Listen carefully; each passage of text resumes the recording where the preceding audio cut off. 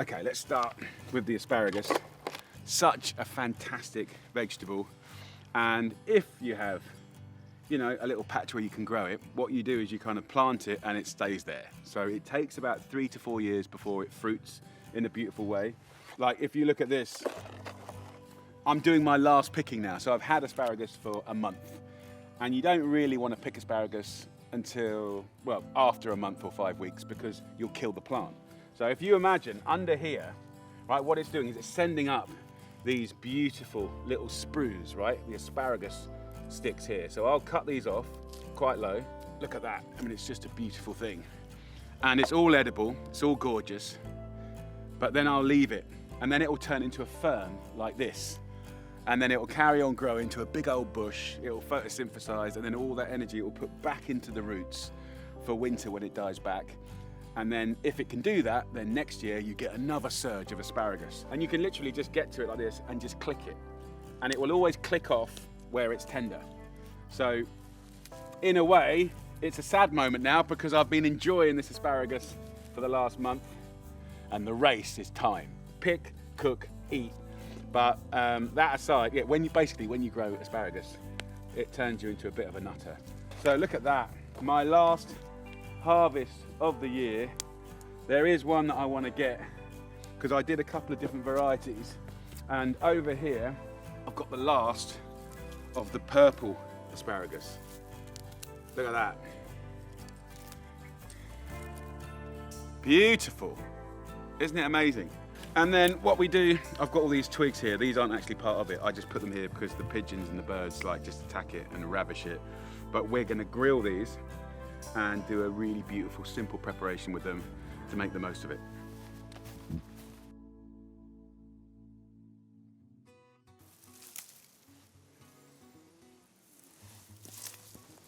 Everything's just so beautiful at the moment. Right, here we go. Nice veggies, nice little camp, and a barbecue. So what I want to do for you guys is just get you thinking about veggies.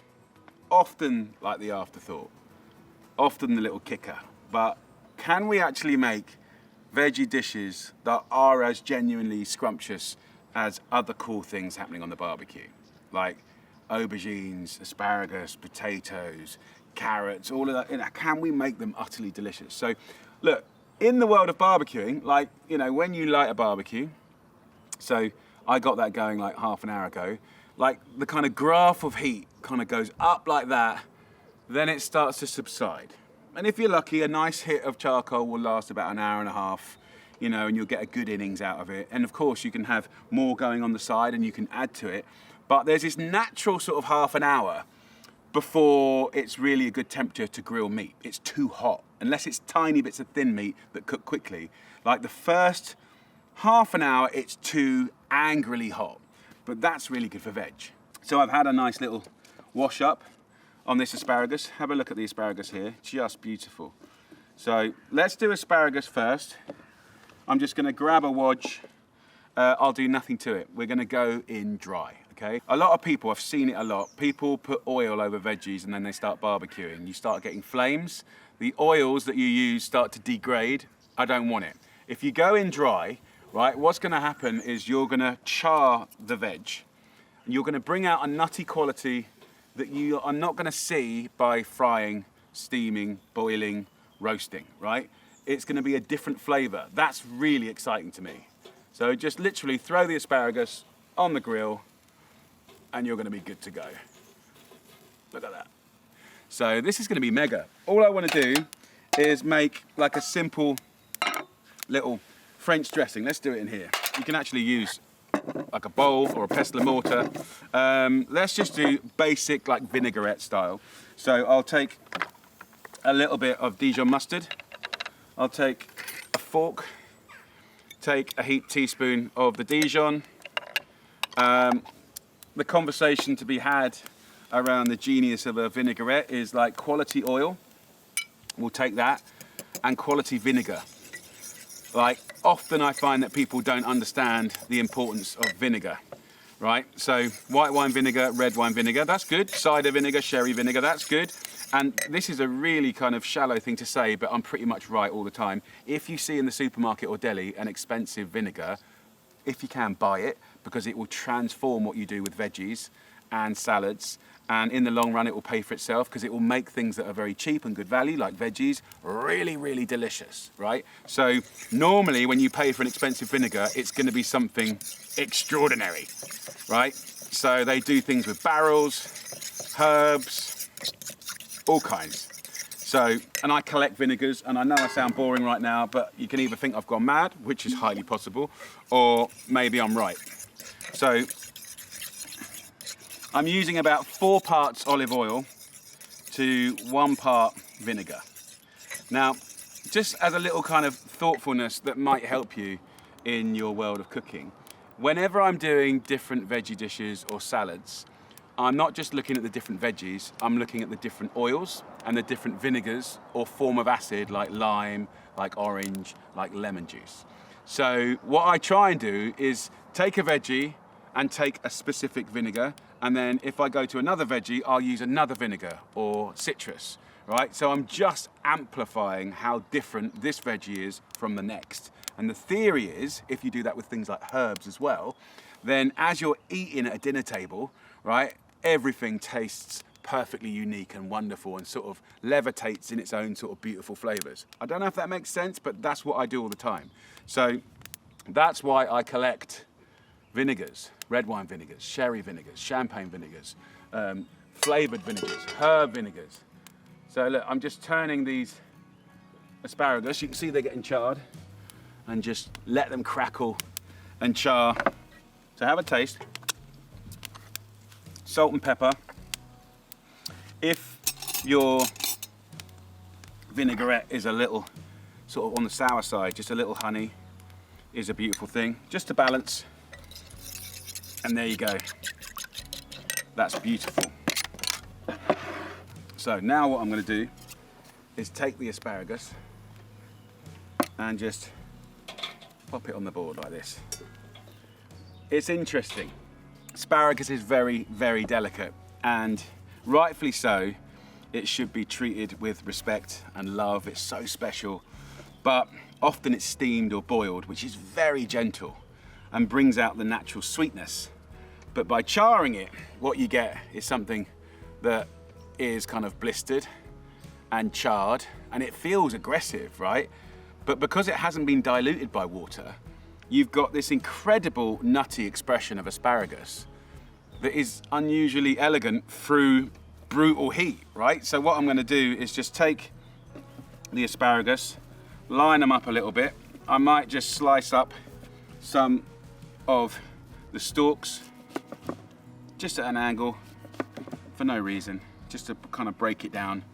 And then I've got this lovely vinaigrette. Experiment with different mustards, experiment with different vinegars, experiment with, you know, honey or, you know, maple syrup or different herbs. And then I would just dress it like a normal salad. So as soon as you dress it, then you're kind of rehydrating the asparagus. So it goes from something that's kind of quite dehydrated and charred to something that's starting to shine and look beautiful. Now if you try it,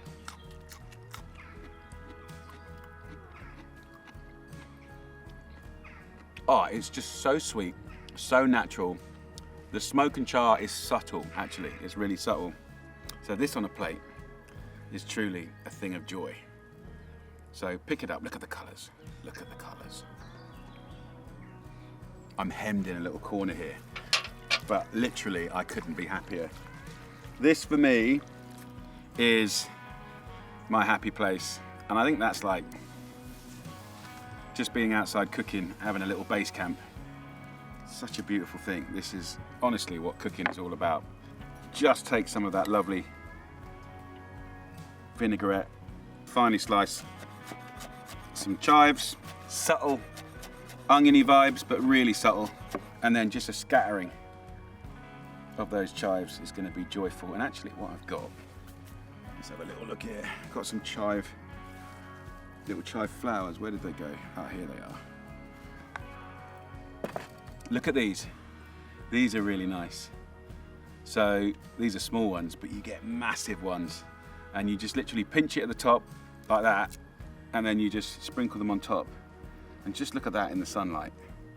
It's just so beautiful. And why would I do it? It's not just to look pretty, by the way. Like, chive flowers are really mild and really sweet. Like a wicked little expression. But that is amazing. So that in its own right, I think, is a beautiful thing. So first up, grilled asparagus with a beautiful vinaigrette dressing and flowering chives. Right, one down. So here we've got broad beans, which are a fantastic bean. And if you look here, if I just open up, it's the most wonderful place to live. I wish that my bed was like this. It is so soft and gorgeous.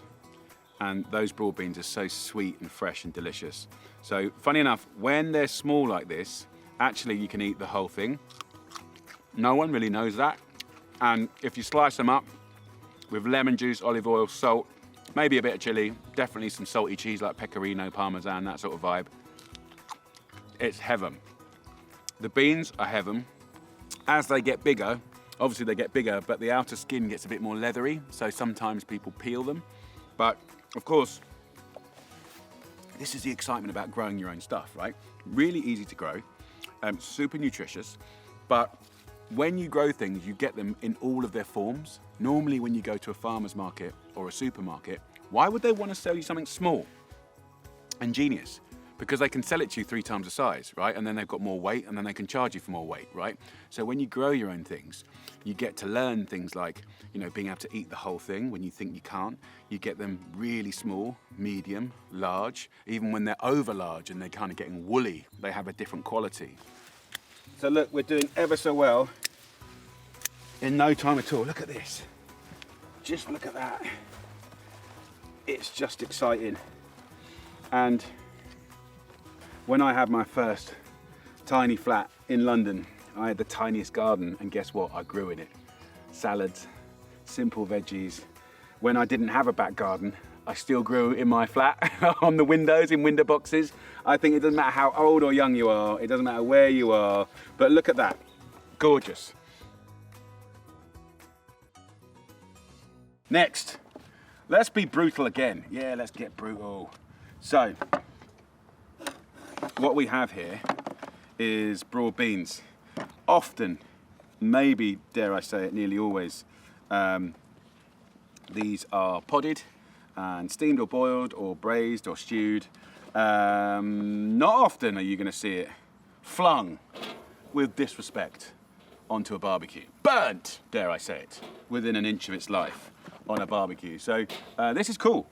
Think edamame beans in a Japanese restaurant. Think sort of smoky scaldiness. Think inside. Remember where those broad beans were, which is such a kind of cuddly little sleeping bag protecting those precious broad beans. Like, in there's moisture. So you don't need any water to steam. We're going to steam on a barbecue when that heat is so aggressive and it's going to burn chicken, right? Like, this is going to be amazing for burning the broad beans. So this is a wicked little idea. So as that is joyfully burning, I want to show you another little vibe that I think might arm you with deliciousness and cunning little tricks. So in my little pestle here, I'm just going to give it a little wash out in my little camp setup. So pestle and mortar, if you haven't got one, if you seriously believe that you're going to be cooking any time in your life, get yourself a pestle and mortar. This old school, rock on rock, this is about flavour, marinades, flavoured sugars, and today, flavoured salts, right? So over there, what have we got? Just so we got logic, and like, not that I'm right, but like just so you can see how I'm thinking, so you can do your version of the same. So inside these little things, we are steaming sweet, precious broad beans, gorgeous. So let's contrast that. So let's be, you know, in the spirit of Japanese and wasabi and heat maybe. let's use some chili. I like that, I'm down. So let's make a flavored salt. Flavored salts often don't get done or talked about, right? So what can we do? You can take a herb, say mint, bash it up just a little bit, make a little sludge, then put salt through it, digga, digga, digga, digga, put it on a tray, dry it out, crack it up, then you've got mint flavored salt. Same with thyme, same with rosemary, same with bay, right? You could do lemon zest and rosemary, right? Bash it up, salt goes in, on a tray, dry it out, crack it up, in a jar, you know, it'll last for months. The flavor of citrus and rosemary. Like, make up your own combos, there's no right, there's no wrong. Let's think, okay, chili. I'm gonna just pop that in here like that. Pick a herb. I'm gonna go rosemary, think it'd be nice. Chili and rosemary. It could be basil, it could be something else. Take a little bit of my garlic, just a little bit. So garlicky, rosemary, salt. That's what we're gonna make. So rock on rock, we're just bruising and bashing. This is gonna be great. We'll take a little lemon zest as well. Citrus works really well with flavored salt. We're gonna take some salt, put a wodge in first, and that creates a little bit of abrasion so that we can really start pumping out this flavor. So you can see that little bit of salt has kind of been absorbed now. Now I'm gonna put like a couple of handfuls in. So this is a nice little job. You're gonna see now as I muddle, so I'm going from bashing to muddling, right? This is gonna make a big batch of salt, right? So it's a job that takes, how long did that take? Like a minute and a half, right? So look, once you've bashed it up, what I do is put it into a little tray like this, right? And I'll keep some of it back. But this here, shake it into one layer, and that will dry in a couple of hours. So look, that is a batch of beautiful flavored salt, chili, lemon, and rosemary. It's gonna be delicious. I've got a nice little wodge of salt here, ready for, where did they go? Here you go. These grilled broad beans. Look at these, gnarly and burnt. You're not gonna eat the outside, right? Those protected beans are on the inside. But just like those little edamame beans, right? When you give them just a little drizzle of some nice oil, right? We're gonna put the salt on there. Obviously it's chili, so if you're sensitive, you can put gloves on, but that ain't me, because I'm tough. Toss it up. You could do a whole board of these, right, and just have them there, couple of cold beers, and it's a whole kind of, it's a whole thing. I just love it. And of course you grab one and you just open up that little beautiful bean. Look in here, look, look, look. Just, and inside you've got this perfectly steamed, beautiful bean, but just by touching it, you've got salt in your hand. So then when you eat it, it's perfectly seasoned. Absolutely flipping delicious. Again, brutal heat and pure elegance. Here, salt, lemon, wah, chili. So, second little recipe done, tossed up. So there you go. Beautiful broad beans. I can hear my kids. It's one of my little one's birthday today. So there's gonna be exciting kids running around for sure. How beautiful is that? And there is my beautiful chili, rosemary and lemon salt broad beans. Different, but utterly delicious.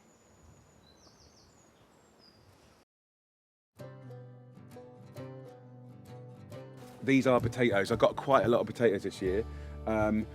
When they start to flower like this is a good sign that they're going to be good to pull up. I'm normally very impatient. Come over here. This is very, very exciting. So I've already been getting into this. These are a purple variety. And let's just pull them up. Look at these. So you can kind of see what's going on here. You've got big ones, small ones. I mean, if you were super sort of geeky and you had the time, you'd kind of go burrowing and you just click off the big ones and you'd leave the little ones still attached, and then you come back a week later and you take these ones. But I think life's a bit short, so I won't be doing that. But basically, that is our potatoes. Look at the colour of that. And look, they're so fresh. If I just push the skin, can you see how that skin just comes off? That, my friend, is heaven. Look at the colour. And this colour should be telling you that it's, you know, nutritious, full of vitamin C. Look at that. Right, beautiful potatoes. Where are we going next? Okay. So let's just talk about potatoes. So many things to love about spuds. Roasted, amazing. French fries, amazing. Boiled, I love it. But grilled, not really talked about very often. And actually, you can kind of get some vibes around the same area as a French fry. Without question, when you're leaving skin on and you're using dry heat like this that's aggressive, you get a nuttiness or a true flavour of potato that maybe like we haven't had very often. Like, it's really interesting. So if it's small, potentially we'll just cut it in half like that. If it's big, we'll go lengthwise and we'll do like a centimetre slice like that. You can go thinner, but I think you want a nice bite.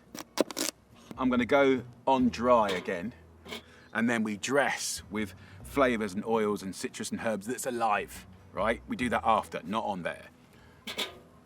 You don't need any oil. The starchiness kind of creates a lovely crust, which is quite satisfying. Now, we've only started grilling, but let's have a little check. Can you see how lovely and blistery and gorgeous and dry that is? So this is a really good thing. If you do get the odd potato, like this one here is a bit overcharred, right? So I would say that's overcharred, okay?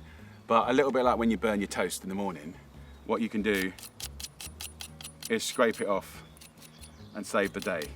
But it happens, so it's good to know that. We're looking good. Okay, so how are we going to bring this story together? So I'm thinking lemon. I think with lemon, what we've got for free is, well, not for free, but what we often miss is the zest. So a fine grater, you can use the side of a normal standard square box grater, and just take that lemony part off. So we know lemon, you know, salt and vinegar, right, with chips works. So instead of vinegar, we're going to go lemon. So we're going to have it in two forms. We'll have it in the juice form, and we'll have it in the zest form. Good olive oil, extra virgin olive oil. So obviously extra virgin olive oil, heart healthy, super delicious. You know, it's great, like, respect that. But if you think about it as a kind of, just as a sort of thoughtfulness, you know, we love French fries, all of us do, but often, like, the association with, you know, saturated fats and unhealthy and deep frying, like, that you can't ignore that, right? So we're going from a situation where an enjoyable potato or spud is deep fried, and we love it. But this is now grilled, so we're doing a hyper potato flavour. It's kind of interesting. But what we're going to do is drizzle it in a good oil that's heart healthy, that's good for you, right? And you wouldn't cook like a chicken leg on here. It's too hot. It would flame up and it would just be out of control, and it'll be looking good on the outside and raw on the inside, right? So we're still using that kind of golden half an hour of super high temperature, which is often unrealistic for lots of cuts of meat. But we're kind of able to sort of, I'm not going to say dry fry, but dry toast these spuds, and they're looking amazing. Like, I think that was like 12 minutes of cooking, but it could be 15, it could be 10, depending on how thin your potato is and how hot your coals are. But look, see? So fluffy on the inside, crispy on the outside. It ain't no joke, right? So at this stage, now on the board, so that's when I would just give it a nice little drizzle of good quality extra virgin olive oil, right? So we're going from the realms of deep fat frying, which is considered unhealthy, saturated fats, to healthy oils and fats with olive oil that's really good for you. hit it with the lemon zest, with some lemon juice, and some salt, and some pepper, and if you have a fine eye for the cute guy, I have picked some borage flowers for absolutely no logical reason other than to look fancy. It will actually add a flower, not flower, it will add a flavour, but it's more like having fun with it and saying, hello, I'm a bit different, I'm not your normal potato salad. And edible flowers like violas, you know, marigolds, you know, you might think there's no point in this. There's always a point. There's a point in everything. Look, we've got little thyme flowers here. We'll have that. We've got some sage flowers. Like at this time of year when herb flowers are around, like use them. They're fantastic. But what you're going to get is something a bit surprising. So let's have a little try. So this one here has got my name on it. Olive oily, salty lemony.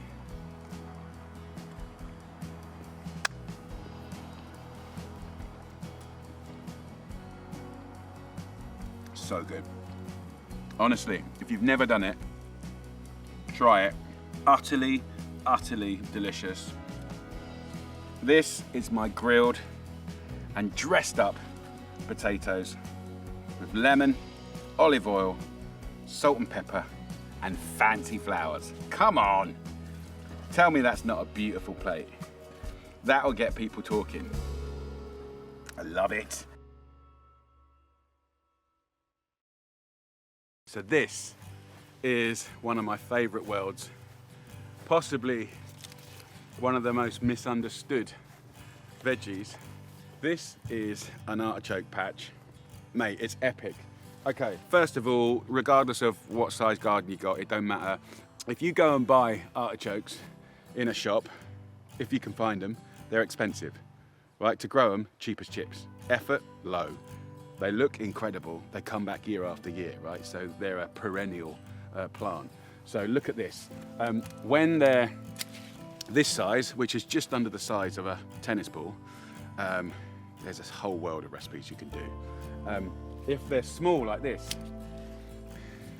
you can do all kinds of different ones. You can grow them that big. And they all kind of give you different things to, like, would you slice them, would you have them raw? Like when they're this size, they haven't got a choke, artichoke, so the choke is the flowery part. It's not poisonous or anything, but it's not that edible. But when they're this small, they don't have one. So that's cool. When they get big, they do. So then you pull the choke out and you stuff it with beautiful things. So there's a whole world of recipes to do with this. Most people, certainly in the UK, don't know what to do with them because they need to learn how to prep them. I'm going to teach you how to prep them. This is so cool. And you can see they're just like cut and come again. There's going to be loads more of these. So definitely have a go at growing those. You won't regret it.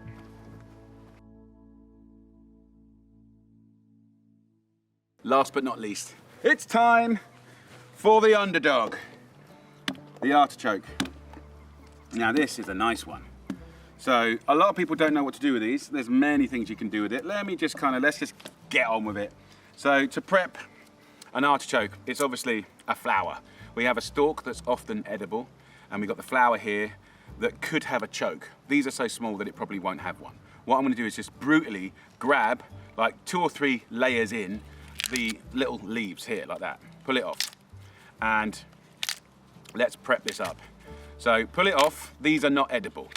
Right, we're going to pull it to the leaves that haven't seen as much sunlight, therefore they're not as fibrous, therefore they're more edible, and therefore they're more delicate. So can you see how I've pulled back the leaves? So when it goes from deep green to the light kind of yellowy colour, the yellowy colour means tender.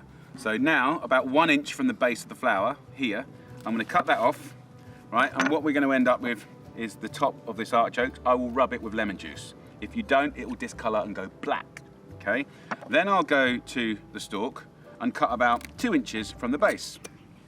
Then I'll grab a little speed peeler or a knife and I'll just peel that edge of the artichoke, like this. Now, as soon as you've done that, we're going to rub that with lemon juice again to stop it going black. Right, so that's the first one done. Right, so that was peeling, cutting, and speed peeling. Now, if I cut into this artichoke like that, let's look inside. Let's rub it with lemon again. You can see actually there is a big enough choke for me to remove it. So you can see the line of the choke is here. So I just take a little knife and I run that at the base like that. You don't want to cut into the choke, but you do want to remove the little furry bits. They're not poisonous, they're not bad for you, they're just not particularly edible. So with a little cut out and a drizzle of lemon juice, this again is ready and raring to go. So what we can do now is keep this as a whole or put it into quarters. Every time you cut the artichoke, we're going to rub it with lemon juice. We're going to grill them today because this is all about that dry heat that helps you amplify the natural flavors of veggies. I think hopefully this is something that you might be picking up on, like the natural flavors. Obviously when you're boiling things, you can smell it, and also if you taste the water, it's quite tasty, right? That's because you're losing flavor and potentially nutrition as well. So by cooking in this manner, you're retaining flavor and nutrition. So it's a kind of clever way to cook. So this one, I'll prep up, peel it back. I'm keeping an eye on that as I'm grilling. If you ever go to the markets in Rome, where they're very good at artichokes, there's incredible ladies normally that just use a knife to do all of this, and they do it so effortlessly and beautifully. So I'm going to cut this into quarters, cut the choke out. Of course, the easiest way to prep them is just to boil them and kind of deconstruct them, do an autopsy on a plate and have it with salt and butter. Beautiful. But, you know, today's all about fire and the barbecue. Look at these tiny ones. I love it. Okay, so let's do something beautiful. Let's go in with a little salt here. I'm going to take a herb, and this herb will be thyme. I'm going to big up thyme, a woody herb, but actually one that's often underloved and under-respected. So you can get lemon thyme, orange thyme, variegated thymes, all kinds of beautiful thymes. So I'm going to go in with some thyme, get it off the stalk if you can. Bash it up, like a teaspoon of thyme. This is the genius of cooking. A little goes a long way. So you kind of like bash up the thyme to almost back to cellulose, right? And then we're going to go in with good oil. I'm going to go in with citrus. What I was going to do, but I forgot, was actually cut a lemon in half and burn it, cut side down, to start caramelizing the sugars in the lemon. I forgot to do it, but it's a good vibe. So you get sweet and sour then. So we're going to go in with the thyme, lemon juice, and we've got salt already. We're going to really be a bit more generous with honey. So we're in the south of Italy, possibly Arabic influences, right? So honey, herb, olive oil, almonds, right? We've cooked these beautiful artichokes. They'll be soft on the inside. Have a taste. Balance. A bit more lemon. And that's now going to be a sublime dressing, right, for these artichokes. Now you could use this for any lovely veggies. So we'll take these kind of gnarly artichokes, look at them.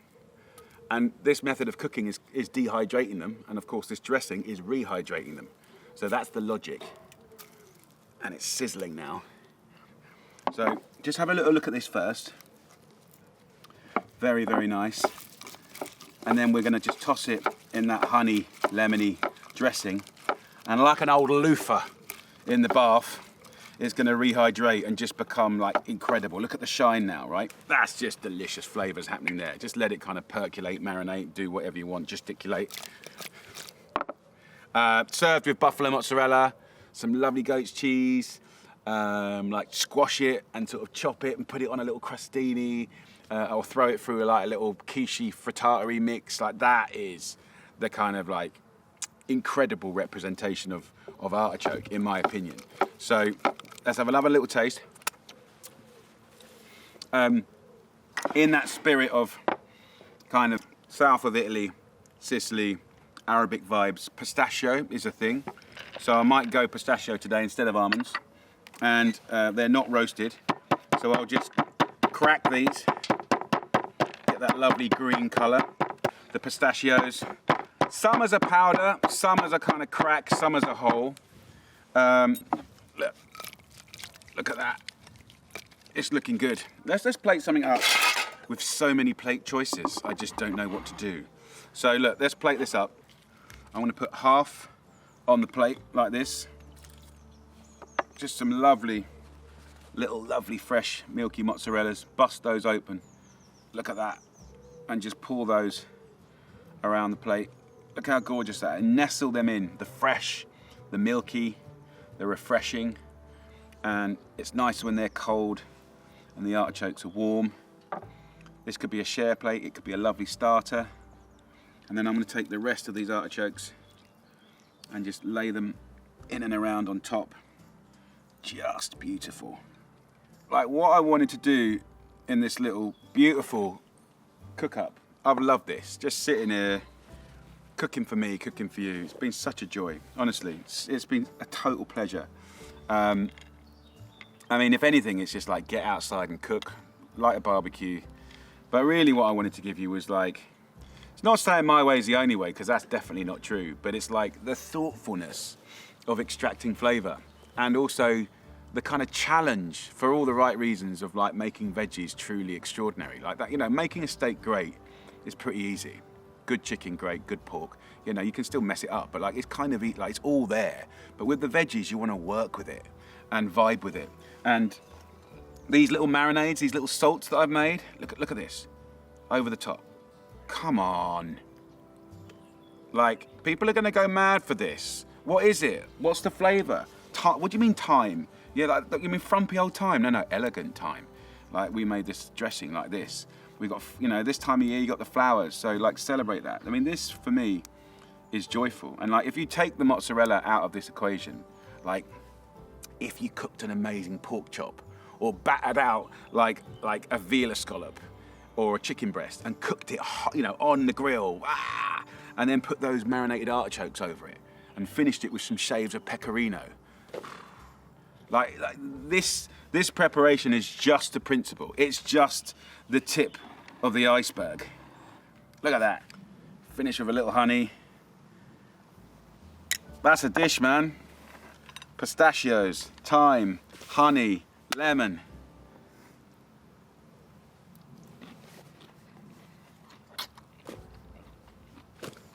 Fragrant, textural, soft, tender, surprising, exciting. That with some milky mozzarella. I love it. Enjoy.